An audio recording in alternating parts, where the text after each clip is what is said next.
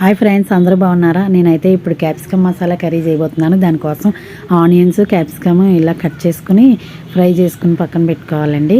మళ్ళీ కొంచెం ఆయిల్ వేసి బిర్యానీ ఆకు, దాల్చిన చెక్క వేయించిన తర్వాత ఆనియన్స్, పచ్చిమిర్చి వేసి వేయించి అల్లం వెల్లిపాయ పేస్ట్ వేసి ఒక స్పూన్ శనగపిండి వేసి వేయించి కట్ చేసుకున్న టమాటా పీసెస్ వేసి వేయించిన తర్వాత 2 స్పూన్స్ నువ్వుల పేస్ట్ కూడా వేసి వేయించి జీలకర్ర పొడి, ధనియాల పొడి, గరం మసాలా పొడి, ఉప్పు, పసుపు, కారం వేసి బాగా వేయించిన తర్వాత కొంచెం వాటర్ వేసి ముందుగా ఫ్రై చేసుకున్న క్యాప్సికమ్, ఆనియన్ పీసెస్ కూడా ఈ మసాలాలో వేసేసి ఈ గ్రేవీ దగ్గర అయిన తర్వాత ఫైనల్గా ఫ్రెష్ క్రీమ్ వేసుకుని కొత్తిమీర వేసి సర్వ్ చేసుకోవటమే.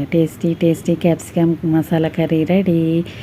ఇది చపాతీ కానీ, రైస్ కానీ, రోటీతో కానీ తింటే చాలా బాగుంటుంది. ఓకే ఫ్రెండ్స్, లైక్ చేయండి, సబ్స్క్రైబ్ చేయండి. Bye friends.